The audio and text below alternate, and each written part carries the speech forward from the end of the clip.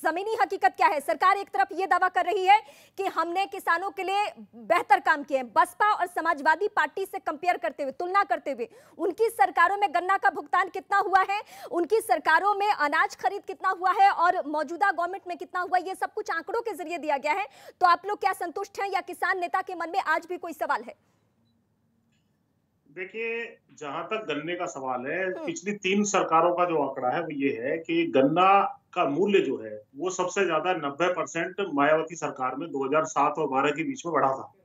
हम्म। उसके बाद लगभग 23-24% समाजवादी पार्टी की सरकार में बढ़ा था हम्म। और उसके बाद इन्होंने जो बढ़ाया है वो मात्र 11% बढ़ाया है। हम्म। ये बात जरूर ठीक है कि गन्ने का जो है जो भुगतान हुआ है वो 1.5 लाख करोड़ रुपए के आसपास इन 500 साल का हुआ है। ये भी एक तथ्यात्मक बात है।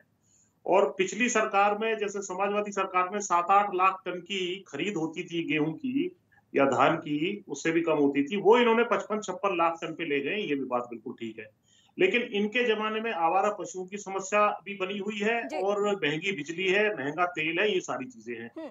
लेकिन ये एक तो किसान अपनी नेता अपनी होने के नाते जब आपने देखा कि सीएम योगी आदित्यनाथ 5 साल का रिपोर्ट कार्ड लेकर पब्लिक के सामने आए, जनता के सामने आए चुनावी माहौल में, तो आपके जहन में क्या आया? नहीं आना चाहिए इनको भाई। हम्म। जो भी चुनी हुई सरकारें हैं, क्योंकि वो हमारे सेवक हैं एक तरीके से, वो आए, उन्होंने अपनी बात रखी। हालांकि मैं हम्म। वो प्रेस कॉन्फ्रेंस सुन नहीं पाया क्योंकि मैं किसी और चैनल पे लाइव था। हाँ। तो लेकिन ठीक है, अच्छी बात है, मैं दो जनता बड़ी के बातें आपको बीच में बता अपनी बात देती हूँ। रखनी अनिला चाहिए। जी मेरे साथ हैं, तो आप सवाल उनसे पूछ भी सकते हैं या आपके जहन में कोई बातें हैं जिसका मैं जिक्र पहले भी कर रही थी। आज की जो रिपोर्ट कार्ड है योगी गवर्नमेंट की, उनमें ये इन बातों का जिक्र है कि अनाज खरीद में वो सपा बसपा से आगे हैं। आंकड़े भी हम अपने ग्राफिक्स के जरिए अपने दर्शकों को बता रहे हैं। इसके अलावा गन्ना को लेकर जो मैं आपको बातें बता रही थी, उसमें भी सरकार आगे है। अब आपके जहन में कोई सवाल?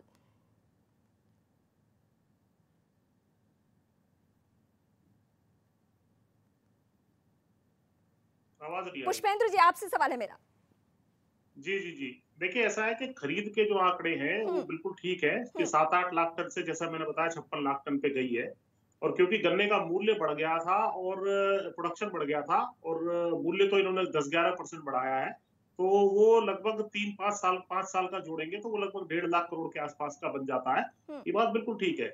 लेकिन जो अन्य समस्याएं हैं वो भी मैंने आपको बता दी, वो है। लेकिन देखिए, इसमें पॉलिटिकल समस्या है। इनको हम जी। घेरने का जो काम कर रहे थे किसान आंदोलन के माध्यम से, उस तरीके से जो हवा और माहौल हम लोगों ने तैयार किया था, वो गठबंधन उसको मेंटेन नहीं कर पा रहा है। मेन शिकायत अब हमारी ये है। अब ये तो जो भी चीजें लाएंगे तो ये ठीक है, शिकायत लेकिन किससे इनको है, खुल घेरा के कैसे? नाम लीजिए, क्योंकि सारी पार्टियों के नेता तकरीबन हैं हमारे साथ, तो आप यहाँ पे बता सकते हैं। देखिए, हमारा कहना ये था कि जो गठबंधन किसान आंदोलन ने एक हवा तैयार, माहौल तैयार किया था, हम्म। उसके आधार पे हमें आशा थी कि चौधरी चरण सिंह जी की जो विरासत है हम्म। उसको पुनर्जीवित करने का काम होगा। हम्म। राष्ट्रीय लोकदल, जो किसानों की पार्टी मानी जाती है, हम्म। वो खुद मजबूती से खड़े होंगे और वेस्टर्न यूपी में कम से कम वो इस गठबंधन के साथ ना जा करके, वो सीधा सीधा, या तो चंद्रशेखर रावण है, कांग्रेस है, उनके साथ गठबंधन करते, ज्यादा सीटें मिलती। हम्म। इसमें इन्होंने जो है हम्म। लगभग 32 सीटें दी हैं, 1/3 अपने कैंडिडेट दे दिए, कुछ धन्ना सेठ, थैली शाहों को टिकट दे दिए, और इनके कार्यकर्ता जो है नाराज होकर के घूम रहे हैं। जी। इसके अलावा जो गठबंधन किया गया है, उनसे गठबंधन किया है जो इनके खुद के पिताजी चौधरी अजीत सिंह जी हम्म। का राजनीतिक करियर जिन्होंने समाप्त किया, हम्म। जो मुख्य रूप से जाट इनके समर्थक है, जाट आरक्षण के जो खिलाफ है, उनको, उनके साथ इन्होंने गठबंधन कर लिया। हरित प्रदेश जो चौधरी चरण सिंह जी का और जो है चौधरी अजीत सिंह जी का सपना था, उसकी खिलाफत ये जो करते रहे हैं, उनके साथ इन्होंने गठबंधन कर लिया। और जो हिंदू मैं आपके मुस्लिम पास एकता, लौटती हूं। मनोज चौधरी इस वक्त एक मेरे सेकंड। साथ हैं, आरएलडी के नेता हैं। चौधरी चरण सिंह की चर्चा अगर हम यहाँ पे कर रहे हैं, तो मुझे एक वाकया याद आता है। वो चुनावी मंचों से कहा करते थे, जिसके जाट उसके ठाट। और उसी पश्चिमी उत्तर प्रदेश की ये लड़ाई इतनी अब आगे बढ़ चुकी है कि आपने समाजवादी पार्टी से हाथ मिला लिया। लेकिन किसान नेता, जो कि इस वक्त हमारे डिबेट में है, वो सवाल उठा रहे हैं कि आपका ये गठबंधन सही नहीं है। जो आवाज उठा रहे, मैं उनकी आवाज समझ नहीं पाया। कौन सज्जन थे जो आवाज उठा नहीं पा रहे थे? मुझे आवाज साफ नहीं आ रही थी। पुष्पेंद्र चौधरी ये अभी किसान जो नेता हैं जिनको आप इस वक्त सुन रहे थे और अभी भी आपके साथ हैं। अच्छा अच्छा अब हम आप दोनों अच्छा से अच्छा डिबेट करेंगे इस वक्त। जी। जी जी, हमारे हमारे हमारे भाई हैं, पुष्पेंद्र भाई पुराने साथी हैं हमारे। हाँ हाँ। चौधरी चरण सिंह वादी हैं। लेकिन ये मेरे भाई एक बात बताना भूल गए। अभी 2 दिन पहले जो हरियाणा में कैलेंडर लॉन्च हुआ था चौधरी चरण सिंह से, उसमें यूनिवर्सिटी में, वहां यही भाजपा थी कि कैलेंडर से उनका फोटो हटा दिया। तब पुष्पेंद्र भाई ने कुछ नहीं कहा।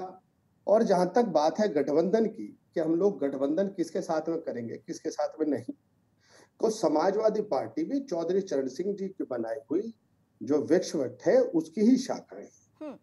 हम लोगों ने जो तय किया है वो तय किया है कि भाजपा को उत्तर प्रदेश से उखाड़ फेंकना है, उसके लिए गठबंधन जरूरी है।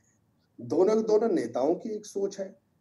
अब ये जो लड़ाई क्या है, किसान नेता की आप नहीं सुनेंगे? किसान नेता की नाराजगी यहाँ खुलकर सामने आ चुकी है। किसान नेता का कहना ये है, पुष्पेंद्र जी का कहना ये है नहीं बोलने कि देते, मैं आप ही से सवाल पूछ रही हूँ, समाजवादी के साथ भी नाराजगी है और बीजेपी के साथ भी नाराजगी है, तो क्या आप उस नेता की बात नहीं सुनेंगे? क्या पुष्पेंद्र जी की बात नहीं सुनेंगे? आप यदि बीच में ही इंटरेक्ट करते रहेंगे, आप तो हम लोग अपनी बात कहाँ पर कह पाएंगे? मैं आप ही से सवाल पूछ रही हूँ। मैं वही कह रहा हूँ, हम लोगों को अपनी बात तो कहने दीजिए। जहां तक समाजवादी पार्टी के गठबंधन की बात है, वहीं पश्चिम उत्तर प्रदेश के नहीं पूरे प्रदेश के लोगों ने इस पर मोहर लगा दी। जिसी का माहौल ये है कि कल भी जब ये दोनों नेता शामली से चले तो जहां उनको लौनी तक आना 6 बजे था, वो रात को 2 बजे तक पहुंच गए। हुजूम रोड पर है, इस गठबंधन को समर्थन दे रहे हैं। जहां तक आए, हमें बात करनी चाहिए कि किसानों की हालत भाजपा में क्या सुधरी है या खराब हुई है। उनकी तो ये 2022 तक आय दुगनी कर रहे थे, सुशील भाई भी बैठे हुए सामने, दुगनी हो गई क्या?